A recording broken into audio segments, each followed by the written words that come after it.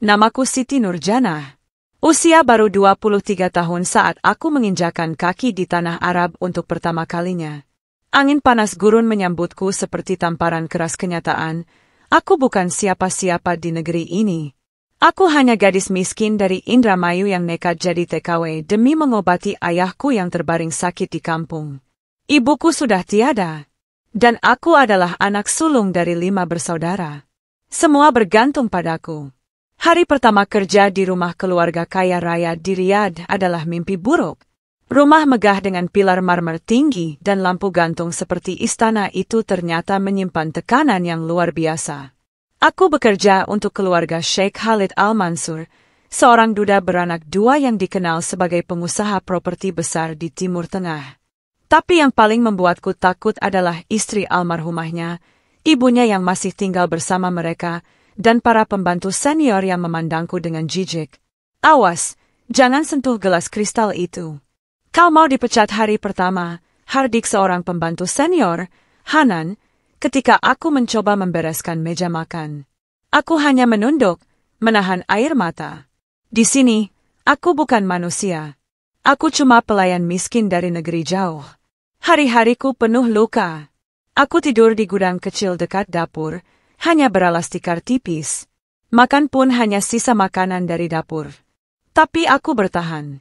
Aku menahan tangis tiap malam sambil memandangi foto ayah dan adik-adikku. Sabar, Jana. 1 tahun saja. Lalu kau bisa pulang, bawa uang untuk beli sawah dan obati ayah, bisikku sendiri di gelapnya malam. Hingga suatu hari, kejadian itu mengubah segalanya. Putra bungsu majikanku, Omar, yang baru berusia 7 tahun, sedang bermain di dapur saat panci besar berisi air mendidih hampir menimpanya. Aku tak berpikir panjang. Aku lompat dan menarik tubuh kecil itu menjauh, tapi air mendidih itu mengenai tangan kiriku. Aku menjerit, tubuhku gemetar kesakitan. Kulit tanganku melepuh parah. Aku pikir aku akan dimarahi karena ceroboh. Tapi siang itu, untuk pertama kalinya, Sheikh Khalid sendiri datang menemuiku. Dia duduk di kursi ruang tamu dan memanggilku dengan suara dalam yang tegas namun tenang. Kau menyelamatkan anakku, ucapnya lirih. Tanganmu luka parah. Tapi kau tak mengeluh sedikit pun. Aku hanya diam. Tak berani menatapnya. Tapi aku bisa rasakan, dia menatapku bukan seperti pembantu. Ada sesuatu dalam sorot matanya yang tak bisa aku mengerti. Hari-hari berikutnya berubah pelan-pelan. Luka tanganku dirawat oleh dokter pribadi keluarga. Sheikh Khalid memberiku salep mahal dan bahkan memperbolehkanku tidur di ruang kecil yang ada AC-nya. Para pembantu lain mulai iri dan bisik-bisik terdengar setiap kali aku lewat. Namun yang paling membuatku gelisah adalah perhatian dari Sheikh Khalid yang makin hari makin sering. Dia mulai mengajakku bicara saat sarapan, menanyakan kabar keluarga di Indonesia, bahkan memberiku baju baru di hari ulang tahunku. Kenapa kau begitu baik pada saya, Tuan? Tanyaku suatu malam saat dia mengantarku makanan. Dia tersenyum kecil. Karena kau berbeda, Jana. Kau bersih, sabar, dan tulus. Kau lebih mulia dari banyak wanita yang kutemui. Aku tak bisa tidur malam itu. Hari demi hari, perasaanku campur aduk. Aku tahu ini salah. Aku hanya pembantu. Dia majikanku. Tapi setiap tatapannya membuat dadaku sesak. Setiap senyumnya membuat aku ingin menangis. Lalu datang malam yang tak akan pernah kulupakan. Sheikh Khalid memanggilku ke taman belakang. Malam itu bulan menggantung penuh di langit Riyadh. Dia berdiri mengenakan gamis putih panjang, dan tangannya menggenggam kotak beludru merah. Jana, katanya pelan. Aku ingin menikahimu. Dunia seolah berhenti. Apa? Bisikku, mataku membelalak. Tuan bercanda. Aku tak pernah bercanda dalam urusan hati. Aku ingin kau menjadi istriku. Ibu dari anak-anakku. Dan aku akan memberikan mahar yang layak untuk wanita sebaik dirimu. Aku akan beri kau 50 kilogram emas, sebagai bukti bahwa cintaku padamu bukan main-main. Tubuhku gemetar. Air mataku menetes tanpa bisa aku tahan. Tuan, saya ini hanya pembantu. Saya tak pantas. Kau pantas, Jannah. Sangat pantas. Bahkan lebih dari wanita manapun. Malam itu, aku kembali ke kamarku dengan hati berantakan. Bahagia, takut, ragu.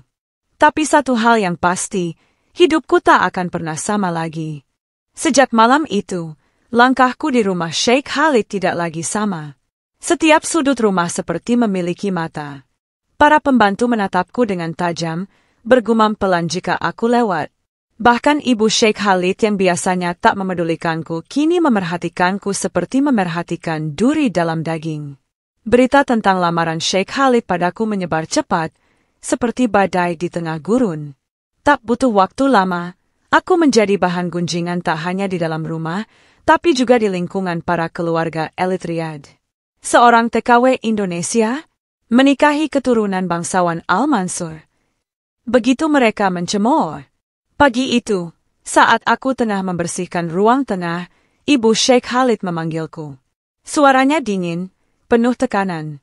Aku berjalan pelan ke hadapannya, tubuhku gemetar. Di sampingnya duduk dua wanita berpakaian hitam. Salah satunya adalah kakak ipar Sheikh Khalid yang terkenal sombong. Kau pikir siapa dirimu sampai berani menerima lamaran anakku? Ucap ibunya, matanya menatapku tajam.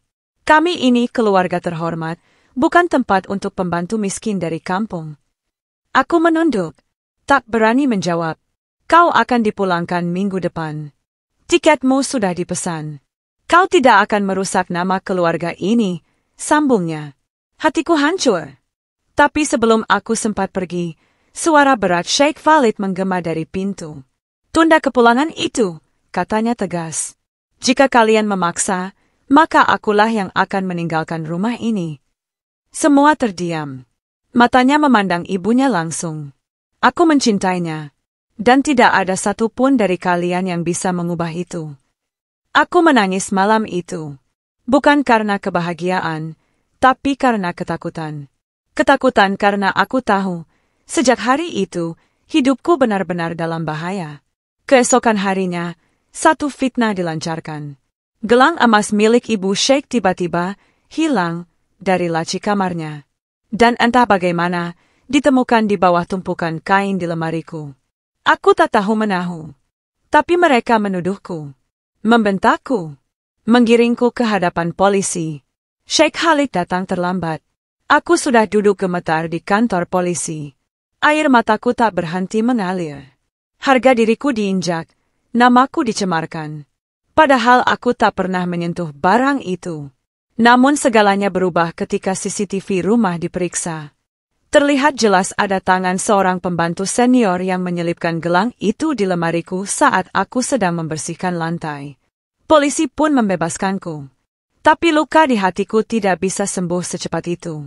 Aku tak tahan lagi. Malam itu aku diam-diam meninggalkan rumah itu, membawa koper kecil dan paspor yang terselip di saku bajuku.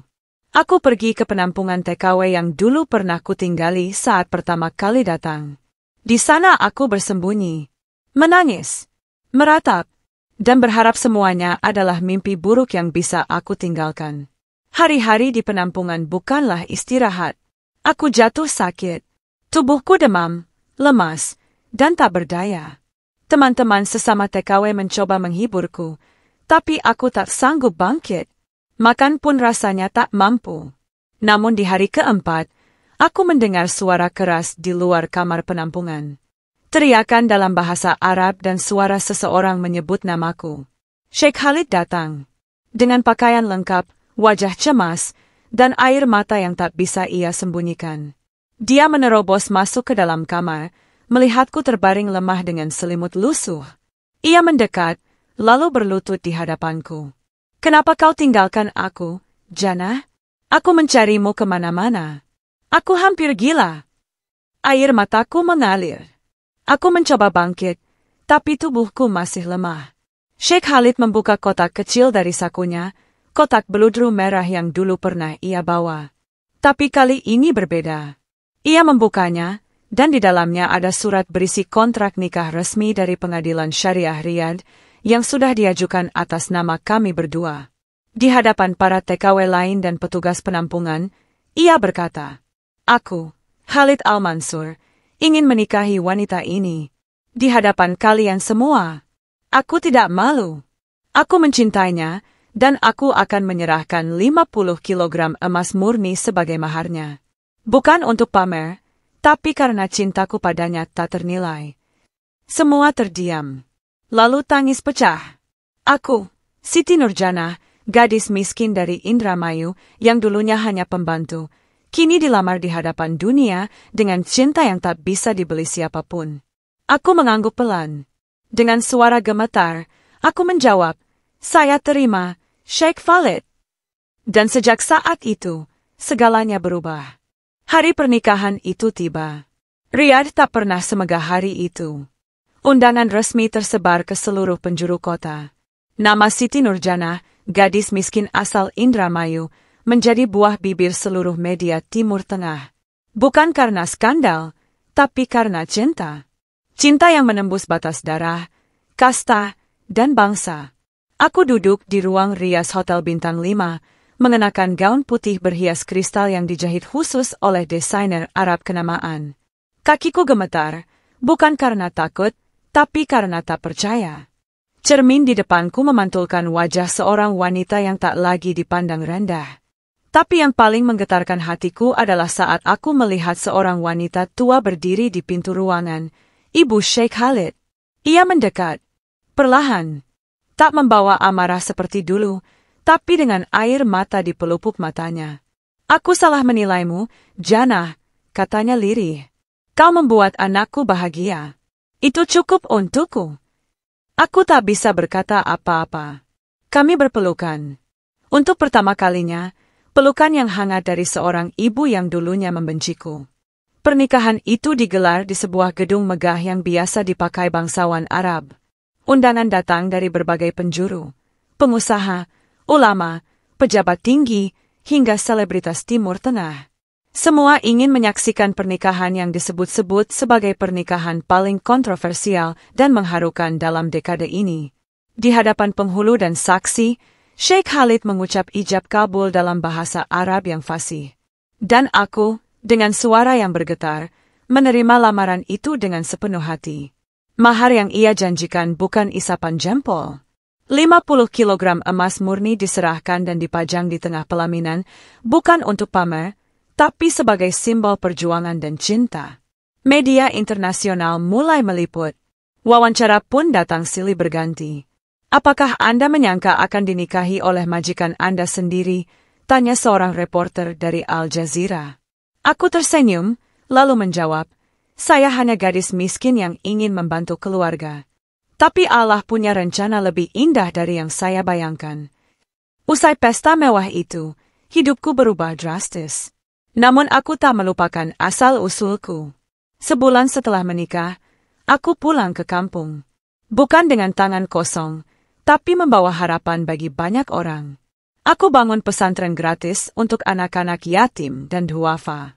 Aku dirikan sekolah untuk para perempuan agar tak lagi merasa pendidikan hanya milik orang kota. Dan aku buka program pelatihan keterampilan bagi para calon TKW agar mereka bisa bekerja dengan bekal ilmu dan harga diri.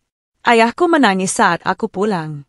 Ia tak menyangka anak gadis yang dulu dilepasnya ke negeri orang kini kembali sebagai seorang istri pengusaha Arab. Tapi yang paling membuatku terharu adalah saat ia berkata, "Kamu bukan cuma anakku, Jannah. Kau kebanggaan kampung ini." Kehidupan baruku di Riyadh tak seperti dongeng mewah yang dibayangkan banyak orang. Aku tetap masak sendiri untuk suamiku. Aku tetap menulis surat untuk adik-adikku di kampung. Dan aku tetap bersahabat dengan para TKW lain yang dulu bersamaku di penampungan.